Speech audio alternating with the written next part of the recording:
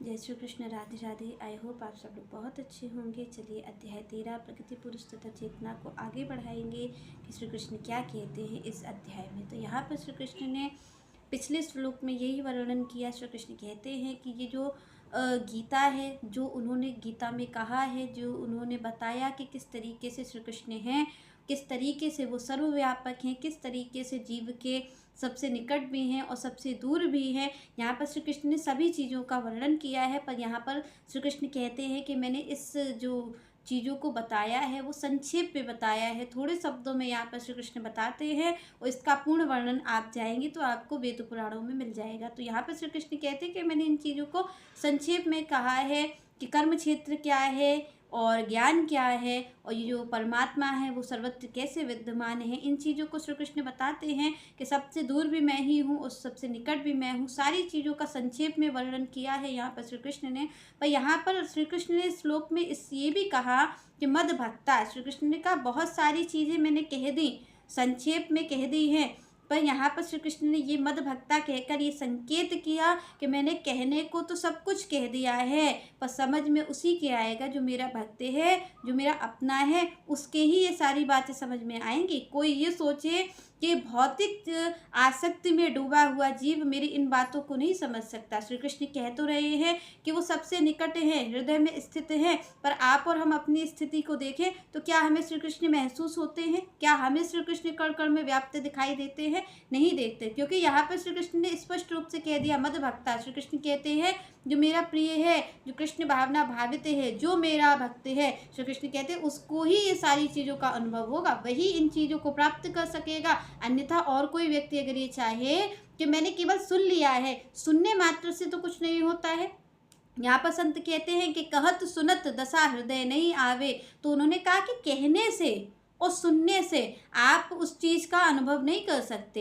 अनुभव तो आपको तब होगा जब आप उस पर चिंतन करोगे, जब आपको श्री कृष्ण से प्रेम होगा, तभी तो श्री कृष्ण की बातों का चिंतन होगा। क्योंकि हमें आप और हम देखें कि चिंतन हम किस चीज़ का करते हैं, जो चीज़ हमारे लिए ज़रूरी होती है, हमें लगता है कि ये चीज़ हमारे लिए उपयोगी है, ये चीज़ हमारे लिए सर्वश्रेष्ठ है, उसका मन चिंतन करता है। और जब चिंतन करता है तभी तो हम आगे बढ़ पाएंगे। तो श्री कृष्ण ने कहा कि भाई जो कृष्ण भावना भावित है, जो मेरा भक्त है, बातें तो सभी सुन लेंगे, आकर के सुन भी लेंगे और कहने वाले कह भी देंगे, तो यहाँ पर समझ में उसी को आएगी जो श्री कृष्ण कहते हैं जो मेरा भक्त है, जो मेरा प्रिय है। अन्यथा किसी को ये बात समझ में नहीं आ सकती। आप और हम देखते हैं कि श्रीमद् भागवत है, और श्रीमद् भागवत किस चीज़ को प्रदान करने वाली? स्पष्ट रूप से वेद व्यास जी कहते हैं कि श्रीमद् भागवत श्री कृष्ण का प्रेम प्रदान करने वाली है। पर आप और हम देखें तो हमने श्रीमद् भागवत का क्या उपयोग किया है? कोई कहता है हमें इससे मुक्ति मिल जाएगी, क्योंकि धुंधकारी को मुक्ति मिल गई, हमें भी मिलेगी, बिल्कुल मिल जाती है। यहाँ पर श्रीमद् भागवत को कल्पतरु कहा गया है कि भाई श्रीमद् भागवत क्या है? कल्पतरु है। ऐसे ही श्री कृष्ण हैं, श्री कृष्ण भी कल्पतरु है। आप जा कर के उनके सामने जो भी कामना करोगे वो कामना आपकी पूर्ण हो जाएगी। श्री कृष्ण आपसे ये नहीं कहेंगे। आप और हम जाते हैं और मंदिर में जा कर के श्री कृष्ण से याचना करते हैं कि हमें धन की प्राप्ति हो जाए, हमारी शादी हो जाए, हमारे बच्चे हो जाए, हमारा घर हो जाए। तो बताइए क्या आपको और हमें श्री कृष्ण रोकते हैं आकर के कि भाई ये मत मांगो, ये मांगो कि किस तरीके से मुझसे प्रेम हो जाए, किस तरीके से तुम्हारा आवागमन छूट जाए? क्या श्री कृष्ण आप और हमें कहते हैं? नहीं कहते। क्यों?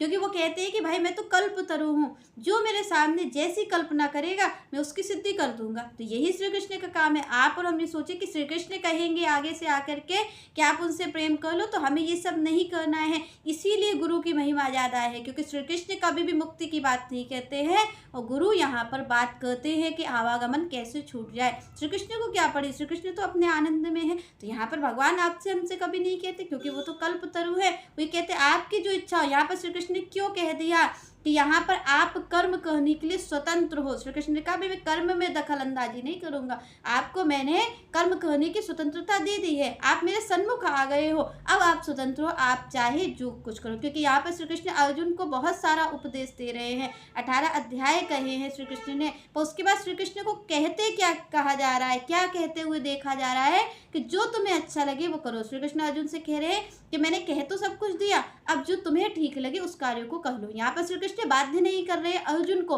जब अर्जुन को बाध्य नहीं कर रहे तो आप और हम सबको क्यों करेंगे? तो यहाँ पर आप और हम देखते हैं कि हम भगवान के सामने जाकर के जो याचना करते हैं वो पूर्ण होती है।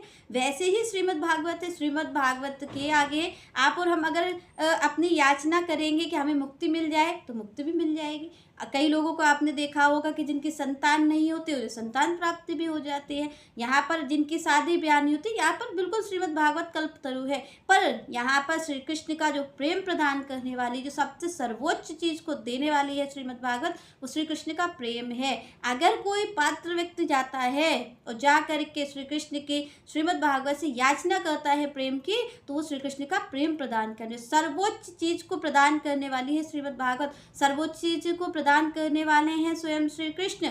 तो उसके बाद वो कहते नहीं हैं। क्यों नहीं कहते? क्योंकि वो आपकी हमारी पात्रता को जांचना चाहते हैं, हम क्या मांगना चाहते हैं। यहाँ पर अर्जुन से भगवान ने ये नहीं कहा कि यही करो, उन्होंने ये कहा कि मैं ये बता रहा हूँ, ये भी रास्ता हो, ये भी रास्ता है, तुम स्वतंत्र हो चलने के लिए, कहीं पर भी चल सकते हो। तो यहाँ पर इसीलिए जो श्रीमद् भागवत है वो श्री कृष्ण का प्रेम प्रदान करने वाली है, आपको आवागमन से छुड़वाने वाली है। पर आप और हम उसका दुरुपयोग क्या करते हैं? इन भौतिक चीज़ों को मांगने के लिए हम कहते हैं भाई हमें धन की प्राप्ति हो जाए, हमें संतान की प्राप्ति हो जाए, जबकि श्रीमद् भागवत इन सब चीज़ों को छुड़वाने वाली है। पर आप और हम क्या करते हैं? जा करके हम उसी चीज़ की याचना करते हैं। भगवान का दर्शन यहाँ पर श्री कृष्ण कहते हैं कि सन्मुख होए जीव मोए जबहि, जन्म कोटि अगनासहु तबहि। यहाँ पर श्री कृष्ण का तो ये वाक्य है। पर आप और हम जब श्री कृष्ण के सन्मुख होते हैं तो श्री कृष्ण को मौका ही नहीं देते कि वो कुछ कर भी पाए। हम जा करके अपनी याचना पहले ही कर देते कि हमें धन की प्राप्ति हो जाए और हमें इसकी प्राप्ति हो जाए। तो यहाँ पर श्री कृष्ण तो इस बात को कहते हैं कि भाई मैं इसके जन्म कोटि के जो पाप है उनका नाश करके मैं इसे मुक्त करने के लिए तैयार हूँ। पर ये तो अपनी बात आकर के आगे पहले से ही रख देते हैं। तो यहाँ पर श्री कृष्ण क्या कर सकते हैं? आप और हम मुक्त नहीं होना चाहते। यहाँ पर आगे दूसरी बात है कि श्रीमद् भागवत, यहाँ पर वेद व्यास जी ने लिखी, भगवान ने कृपा करी और सारी लीलाओं का वर्णन श्रीमद् भागवत में कर दिया गया। पर श्रीमद् भागवत में क्या हमने उसका क्या यूज किया? आप और हम अपने जीवन में विचार करें तो हम इन सदग्रंथों का यूज कर किसके लिए रहे? अपनी कामना पूर्ति के लिए। अगर हम भगवान का दर्शन कर रहे हैं तो हमारी कामना पूर्ति हो जाए। पर जो श्रीमद् भागवत है, जो अनेकों अनेकों ग्रंथ हैं, वो कभी भी आपको ये नहीं कहेंगे कामना पूर्ति। वो तो कामना छुड़वाने के लिए, जिन लोगों ने उनको लिखा है उन्होंने इसलिए नहीं लिखा था कि आप और हम उससे कामना पूर्ति करेंगे, पर हमने इसका गलत यूज कर लिया। हमने श्रीमद् भागवत को केवल कामना पूर्ति का साधन समझा, जबकि श्रीमद् भागवत सर्वोच्च चीज देने वाली है जो कि कोई नहीं दे सकता। और आप और हम थोड़ा विचार करें जिससे स्वयं श्री कृष्ण वश में किए जा सकते हैं, भगवान वश में हो सकते हैं, उस चीज को श्रीमद् भागवत देने वाली है। पर आप और हम क्या करते हैं? उसका भी दुरुपयोग करते हैं, क्योंकि आप और हम जानते नहीं हैं कि ये किस चीज को प्रदान करने वाली है। श्रीमद् भागवत श्री कृष्ण का प्रेम देने वाली है और प्रेम से क्या होता है? श्री कृष्ण वशीभूत हो। यहाँ पर क्या कहा जा रहा है कि प्रेम से प्रकट हूँ ही मैं जाना। यहाँ पर सबने जान लिया कि वे प्रेम से प्रकट होंगे, पर वो प्रेम मिलेगा कहाँ जा करके? कहाँ से लाएंगे हम वो प्रेम? क्योंकि कोई बाजार में तो बिकता नहीं है जो आप और हम खरीद लाएंगे। ये प्रेम कौन देता है? ये प्रेम श्रीमद् भागवत प्रदान करती है। श्री कृष्ण की जो लीला है, जब कोई संत हमें लीला सुनाते हैं, जब हमें भगवान की कथा सुनाते हैं, यहाँ पर भगवान ने भी स्वयं कह दिया कि प्रथम भगति संतन कर संगा, दूसरी रति मम कथा प्रसंगा। भगवान ने कहा पहली तो संतों की संगति है मुझे प्राप्त करने का साधन, और दूसरी है मेरी कथा में रति, मेरी कथा में प्रेम। तो जब आप और हम कथा सुनते हैं, सबसे कथाओं में कथा श्रेष्ठ है श्रीमद् भागवत, क्योंकि उसमें सारी लीलाओं का वर्णन है, पूरा सार स्वरूप है भगवान का। अगर आप कुछ नहीं पढ़ सकते तो आप केवल श्रीमद् भागवत को पढ़ लीजिए, आप कुछ नहीं सुन सकते तो आप श्रीमद् भागवत को सुन लीजिए, आपको सब कुछ प्राप्त हो जाएगा। और सबसे पहली बात तो आपको भगवान का वो प्रेम प्राप्त होगा, वो निर्मल प्रेम प्राप्त होगा जिससे श्री कृष्ण खींचे चले आते हैं। तो यहाँ पर श्रीमद् भागवत का तो ऐसा यूज आप और हमें करना चाहिए कि हमें भगवान का प्रदान करने वाली, हम उनकी लीला को सुने, हमारा प्रेम बढ़े उनके प्रति, हमारा प्रेम बढ़ेगा फिर हमारी भक्ति बढ़ेगी, जिससे कि श्री कृष्ण आकर्षित होते हैं। पर आप और हम क्या करते हैं? हम कामना पूर्ति का उसको भी साधन समझते। तो यहाँ पर श्री कृष्ण ने कहा कि भाई मिलेगा तो सब कुछ, और मिल भी रहा है। श्री कृष्ण का दर्शन भी आज हमें मिल रहा है, श्री कृष्ण के जो पावन पुराण है श्रीमद् भागवत वो भी सुनने को मिल रही है। पर आप और हम कैसे मूढ़ बुद्धि है कि हमें उसके बाद भी श्री कृष्ण की प्राप्ति नहीं हो पा रही। सर्व साधन होते हुए भी हम श्री कृष्ण से वंचित हैं। क्यों वंचित हैं? क्योंकि श्री कृष्ण ने भी इस बात को कह दिया कि मद भक्ता है, श्री कृष्ण का जो मेरा भक्त है, जो मेरा प्रिय है, होगा तो सब साधन, पर यूज वही कर पाएगा जो मेरा प्रिय है और मेरा भक्त है, वही इससे पार जा पाएगा, अन्यथा कोई भी नहीं जा सकता।